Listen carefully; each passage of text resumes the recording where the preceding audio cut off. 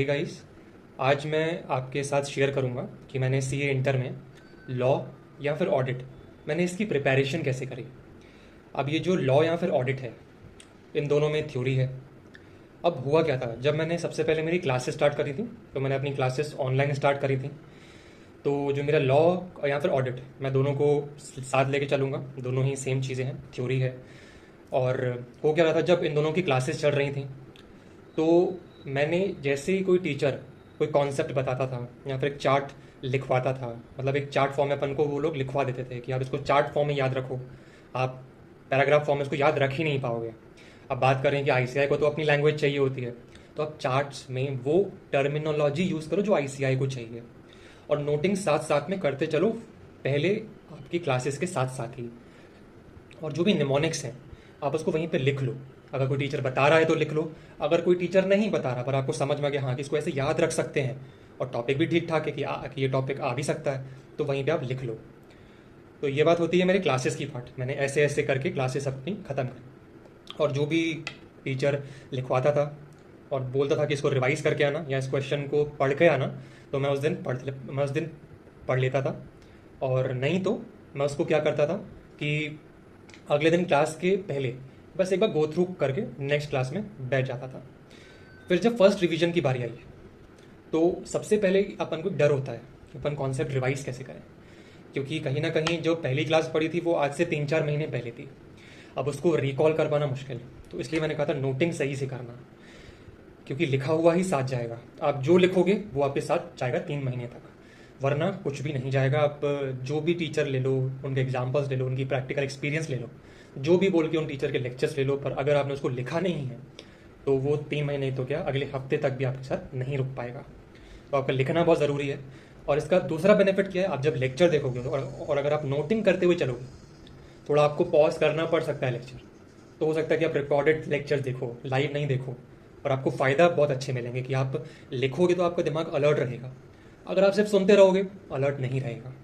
तो first revision की बात करें, सबसे पहले मैंने मैराथॉन्स देखे, या बोलो मैंने जो उनके रिविजनरी वीडियोस हैं वो देखे। उस टीचर का अवेलेबल था मेरे लिए तो मैं देख पाया।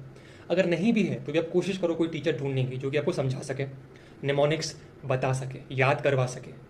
और उसके बाद फिर मैं खुद से एक बार कॉन्सेप्ट को पढ़ता था, या तो मैं वो चार्ट्स पढ़ता था, और अगर उसके चार्ट्स नहीं हैं तो मैं वो बुक पढ़ लेता था। और जब भी मैं ये सेकंड रिवीजन खुद से कर रहा होता था वीडियो देखने के बाद, तो मेरे मन में सिर्फ एक चीज़ थी, मैं इसको अगले रिवीजन के लिए आसान कैसे बना सकूँ। कुछ ना कुछ सोचते रहो, कुछ ना कुछ नोटिंग करते रहो, दिमाग अलर्ट रहेगा। फिर ये फेज़ ख़त्म हुआ, फिर मैंने क्वेश्चन उठा लिए। फर्स्ट रिवीजन मैंने पूरे क्वेश्चन सॉल्व किए, सारे स्टडी मटेरियल के मैंने सम्स सॉल्व किए थे, और जो क्वेश्चन बैंक में थे मैंने वो किए। मैंने अलग से कोई ढूंढा वूढा नहीं, जो अवेलेबल रिसोर्स है मैंने सबसे पहले उसको किया। और मुझे लगा कि हाँ टाइम है, कि चलो ठीक है, आधा एक घंटा बच गया और मुझे भी रेस्ट की ज़रूरत नहीं है, तो चलो थोड़ा सा आरटीपी उठा लेते हैं या फिर एनटीपी उठा लेते हैं, वरना तो नहीं। और मैं जनरली नहीं कर पाता था क्योंकि मैं थक जाता था, तो मैंने वो कर लिए। और जब मैं क्वेश्चन सॉल्व कर रहा होता था, मैं उसमें लिख देता था कि इस क्वेश्चन का ये पार्ट ही इंपॉर्टेंट है, इस पार्ट को अगले रिवीजन में पढ़ लेना, बाकी पार्ट नहीं भी पढ़ा दिक्कत नहीं है। मैं खुद के लिए ऑप्शन छोड़ता था कि अगर टाइम नहीं भी है तो मैं सिर्फ वो इंपॉर्टेंट पार्ट पढ़ लूँगा। टाइम है तो पूरा क्वेश्चन ही पढ़ लेना, पर टाइम कम है या फिर आपका थर्ड या फोर्थ रिवीजन चल रहा है तो सिर्फ इंपॉर्टेंट पार्ट ही करो, काफ़ी है उतना। सब कुछ करने जाओगे तो नैया डूब जाएगी पूरी। और फिर सेकंड रिवीजन जब आया तो मैंने फिर से वीडियोस देखे, कॉन्सेप्ट देखे, फिर से मैंने खुद से पढ़ा। फिर से यही था कि मैं अगले रिवीजन में और क्या ऐसा करूं जिससे मेरा अगला रिवीजन इससे भी आसान हो जाए। तो जो भी मुझे दिक्कत आई सेकंड रिवीजन करने में, ये सोच रहा था कि अगली बार ये रिवीजन करने में ये दिक्कत नहीं आनी चाहिए। फिर मैंने कॉन्सेप्ट पढ़े, फिर मैंने क्वेश्चन सॉल्व किए, फिर मैंने बहुत ही ट्रिकी, बहुत ही इंपॉर्टेंट क्वेश्चंस हाईलाइट कर लिए, वो वाले क्वेश्चन जो ये अहमियत रखते हैं कि मैं एग्ज़ाम के 1 डे बिफोर एग्ज़ाम उसको पढ़ करके जाऊँ। अगर वो है तो मैं उसको मार्क कर दूंगा। ठीक है, नंबर ऑफ क्वेश्चन पे इतना फोकस मत करना, क्योंकि 1 डे बिफोर एग्जाम सब कुछ होने के बाद ही क्वेश्चन उठाने हैं, कॉन्सेप्ट के बाद ही क्वेश्चन उठाने हैं, ध्यान रखना। कॉन्सेप्ट सबसे पहले रिवाइज किया था मैंने 1 डे बिफोर एग्जाम में। तो थर्ड रिवीजन कैसा ही हुआ मेरा, और पहले मैंने वीडियो देखा। अब कॉन्सेप्ट जब मैं खुद से रिवाइज कर रहा था तब एक बहुत बड़ी जो दिक्कत आई, यहाँ पे साथ भी आएगी, हो सकता है आपके साथ ये सेकंड रिवीजन में ही स्टार्ट हो जाए, पढ़ने का मन ही नहीं कर रहा, बॉडी थक चुकी है, मन पूरा थक चुका है। उस समय पे क्या करें। मैंने मूवीज़ देखी थी एग्ज़ाम के 1 महीने पहले, अप्रैल में मैं मूवीज़ देख रहा था। साइंस फिक्शन में मैं मूवीज़ देख रहा था, मैं कार्टून मूवीज़ देख रहा था, मेनली मैं कार्टून मूवीज़ ही देख रहा था। ताकि मेरा मन रिबूट हो सके। मुझे इंसानों को देखने का इतना शौक नहीं है मूवीज़ में, वो मैं रियल लाइफ में देख लेता हूँ।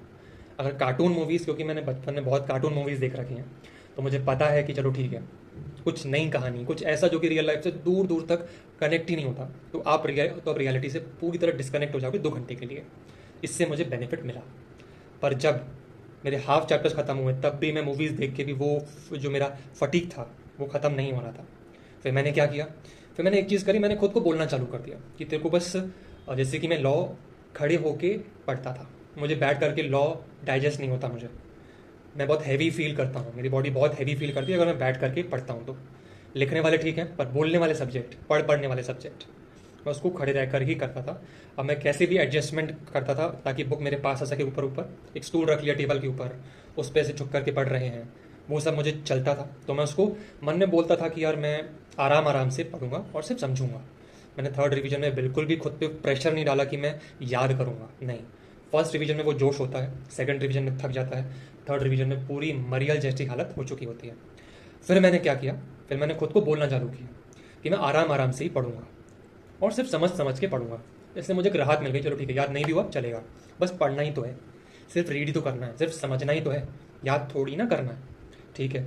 फिर जब 1 डे बिफोर एग्ज़ाम आया, उसके लिए जो टिप्स थी वो क्या है कि मैंने एग्ज़ाम शुरू होने के 1 हफ्ते पहले पूरा डिटेल्ड मिनट बाय मिनट अपना शेड्यूल प्रिपेयर कर चुका था, पूरा प्लान्ड।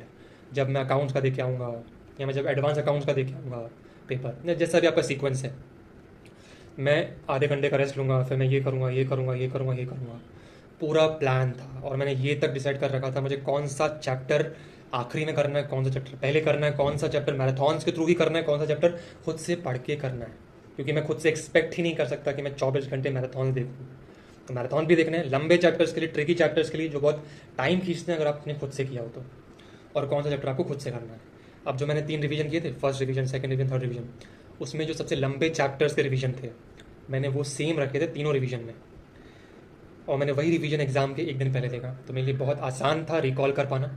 अगर आप कोई नई फैकल्टी का रिवीजन देख लोगे 1 दिन पहले, बहुत चांस आप कोलैप्स कर जाओगे। तो ये गलती मत करना, अपने मटेरियल को, वीडियोज़ को, कंटेंट को सेम रखना थ्रू आउट योर रिवीजन। कोशिश करना मिनिमल चेंजेस हो, या ना हो तो बेटर।